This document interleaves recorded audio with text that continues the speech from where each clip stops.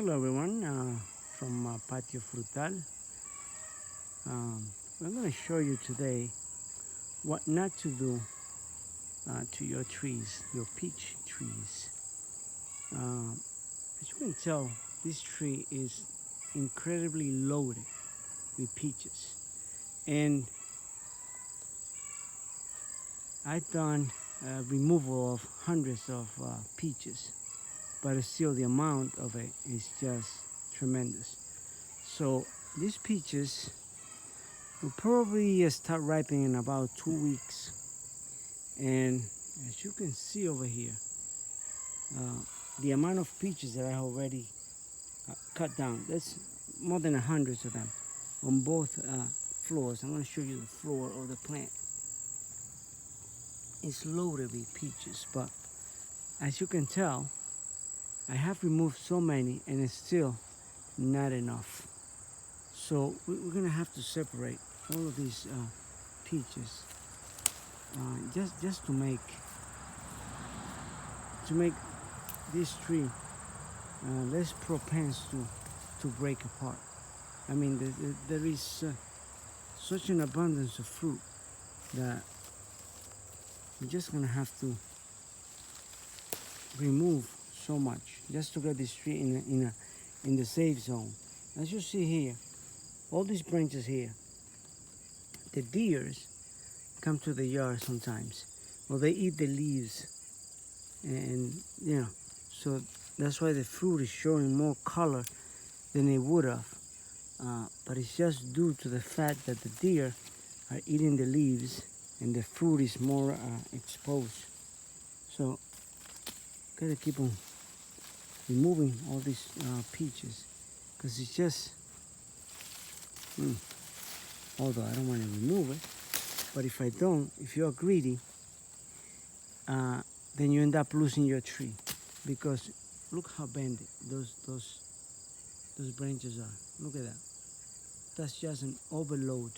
And what you don't see is that I have those stakes that goes to the ground, supporting that weight. And you might think that that's a good solution, but if you don't put it in the right spot, if you put it, like, let's say, a little bit farther ahead, like over here, the weight of it, it just collapses the branch because it's so heavy. So what we're doing here is we are just removing the smaller peaches, and by doing so, you're making the ones that remain on the plant, you make them bigger, and then you'll have a better selection of peaches. They just, you can see from the inside here, it is just way too much fruit. And I know this is a good problem to have, but if you see the ground, it is just full of so much peaches that I have removed. So what I do is, I'm just selecting the one that have bug bites in it, because when they ripen up, there's always like a hard notch area around where those bugs bites are. So what do we do about these bugs is, I want you to see that. That is sticky tape. There's all kinds of bugs that stick to it. And I do this throughout the plant. So got more here. This is a brand new, I just put that one. It's very sticky. When the bugs sit on it, and they just can't get out. And that's how you control the fruit fly from coming to damage your fruit. So I'm gonna keep on. Look at that, more deer eating my leaves over here. Look at that, they shoot up the branches. But what end up happening is, I'll show you a little damage here from the fruit fly. See that sap? That sap there, that is a fruit fly just stinging your. They put if I cut that open, it's going to be a little larvae inside. So you just remove those things, because they're just not going to be any good to begin with. So they're just going to be taking out the energy from your. Look at that. They end up taking the energy of your plant and then you get nothing out of it. So look at a tiny little branch, and it has all this fruit. You're gonna have to remove that way you can have a better chance to get something good out of it. And as you see, I'm just removing it's like the one that are clustered together, and also any fruit that has fly damage in the flies. So fruit flies are just a pain, and the reason why I left all these fruit in the trees, so when I had to make this selection, you can tell which one has been attacked, and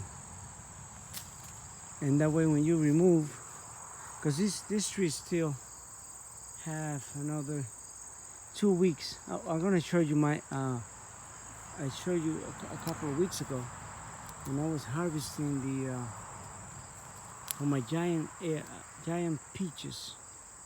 I see if I think I have only 2 little fruit left, and look at that. There's 2 of the last here. They're not ripe yet, but I'm going to remove it because they are crunchy, just the way I like it. So these 2 are ready to be eaten, while this still green. See the difference? Colors and not colors. And that's why I told you when you plant fruit trees of the same variety, different names, depending on the zone that you are in, they will produce at a different time, and that's what you try to do, extend your production time. Because if I planted all just giant peaches, they'll all be done by now.